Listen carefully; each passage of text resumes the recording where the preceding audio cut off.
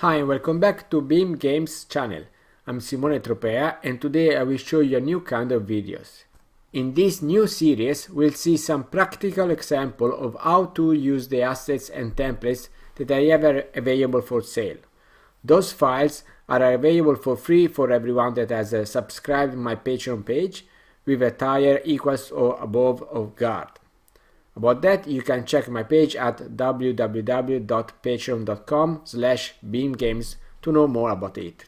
Today we examine my spooky background asset and let's see how to use it properly. If you want, in the description you can find links to buy it. Today I'm using Construct 2, however you can use them with any software you prefer, since these are just 2D assets and not related to any specific software. You can use them with a Construct 3, Unreal, Unity, whatever you prefer, doesn't matter. I have already loaded all the files in my project, as you can see here.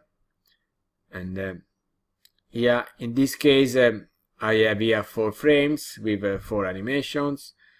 These are the large background trees, the fogs. Here we have more trees. Altogether, 1 tree per frame, grass, and then assorted graves, and so on. As you can see, the majority of the scenic elements are black, and at first sight, it might seem difficult to use for a game with gray shades as a Limbo style one. The solution is instead really simple and straightforward, and it will let us have different backgrounds on several layers to be used to create a nice parallax effect. I'll show you one example I did earlier, and we are going to do a similar thing now. Let's go back to Construct 2. This one is a layer of 800 by 600 pixels, and now we are going to add the layers, and let's rename this to background. Then we add the second one and we call it game, and then another one we call it foreground, just to give us some simple name. Okay, let's go on. Even if you have a different software, the system is the same. You just create 3 different layers and you will be able to follow this structure. Okay, I'm going to add the big tree for the background. Let's put it here. And then maybe I just put the grid, snap to grid, so it's easier to put elements properly. And then now this is on the background, so we keep adding on the background the platform. In this case is very large because I used it before. Normally it's 32 pixels. That's fine this way. Okay. And let's go to add the normal trees. Okay, in the game layer. Okay, project and big tree. Let's drag it inside. Any frame is fine. Every frame is a different tree, if you remember. So just 5. Doesn't really matter, just for one example. Okay. From this point, I'm going to add something else, like terrain here, and I'll drag it on top of the platform. I'll move this up, or maybe I can just hide the layer, it's easier. Okay, and then this frame 5 maybe. I'm going to duplicate this, give a different frame number, 6, it match well, oops, and then duplicate, copy and paste, just drag it, select, and so on. Again here, you can see well, maybe move this tree. Okay, too many. Okay, again, last one. If I click it properly. Okay, this is done, and that's it done. Next.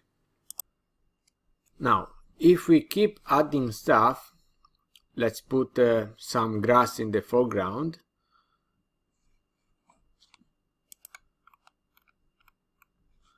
Yeah, this one here. Then let's put the second one. Doesn't matter the frame, just one example as we said before.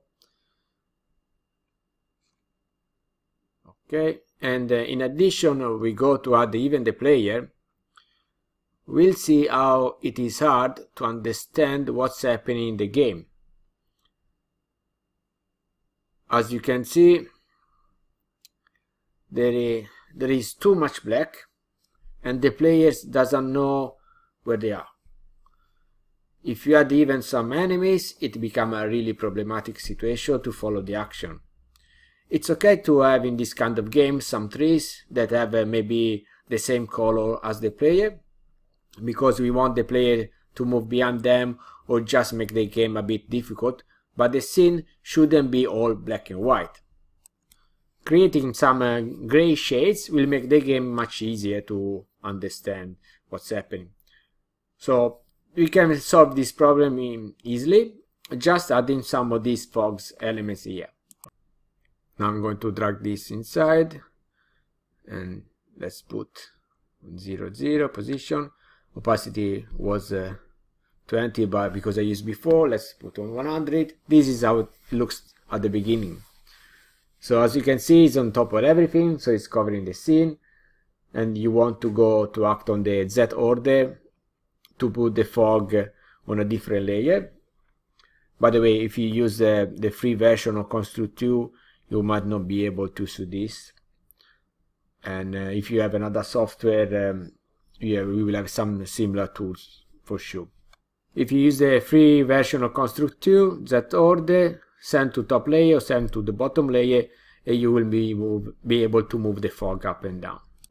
Okay, now we move the fog on a different level. So we put this on the game layer at the bottom of everything, and now you can already see some changing. We put the platform on the game layer, above the fog, and you can see just a silhouette. Let's have a look. Now it's better looking, but of course we don't see the background, so we want to see the background. So we need to go to change the opacity of the fog. We put 75 and you can see something now. Now we can see even the tree on the background. We can see the player. It's not very clear, but this depends on the setting of the transparency. You can adjust it. And another thing that you can adjust is also the orientation of the gradation of this fog. As you can see, on the top is much lighter than on the bottom, so you can reverse it. In this case you can just put, for example, 180 degrees for the image, and then we drag it down again, and let's try. Now you can see that the result is different. Without changing the opacity, I've just flipped the image, and you can see that now it is brighter at the bottom and darker on the top, and the game has a different atmosphere. This is great if you want to give the illusion that the lights come from the bottom rather than from the top as it was before. Okay. Another thing to do is to use the second fog. We drag it inside. As before, I use it. So it's 100 normally, the opacity. And then we can act on the Z order and put it behind the grass if you want to see the grass on the foreground, or if you want that the fog covers everything, you put it above the grass. So it's just dragging this up here. And then we go to change the opacity, and this will give a general idea of fog to the game. Let's see the result. As you can see now, it has a different effect. If it's too strong, you can just reduce the opacity. And we want just to have a general idea about these sort of waves that we have in the fog. So we can still see them, but they are not so intense as before. And let's go back. Let's add something else new, just to change again. Oh, I can show you maybe with the grass on the foreground behind the fog. So as you can see, here we'll see very well the grass with no fog in front, and I can drag the platform on top. This in case you want to see very well what's happening for the player. If you put here, or some disturbance between you and the player. Personally, I prefer to have the fog covering everything, but it's just you know, your preference. Depends on your game. I can also change the position of these fogs to have a different effect. Drag this up here, and then this one down. Yeah, as you can see, the effect is changed a little bit. So it's really up to you. You can create your own way to have different kind of darkness in the scene. Let's put it back, this one. You can also create your own fogs. Just create a sprite or one gray color, and then you can just change the opacity, and with this transparency you will have a different effect. You can also duplicate the fog, so you can have different kind of layers of fogs. Or for example, if I go on the fog number 1, I just put another one in the scene, and then you can see how it's changing again. Then I put this on the game, and I go on the layers, I block foreground and background, so I don't have a problem moving things around. I can now move these new layers of fog on the side, so you can see better the difference. Maybe I'll move on top of the tree. Yeah, half of this tree here. And then I'll move the fog a little bit down under the terrain. Then maybe I'm going to act on this big tree and put on top, and the fog just under that. Now I'm going to move the background tree. I just unlock this, and it's, yeah, big tree. Okay, and you can see the difference now between left and right. So different kind of fog effect, just because there is one extra layer on top. Now if I put this tree in the middle behind the fog, you will see more the difference. So let's fog it just here, and you see more the difference between left and right. Okay, at this point you can add the parallax effect, and you will notice even more the effect. I'm not going to explain it since I did already in a previous video. I will put a link in the description in case you miss it.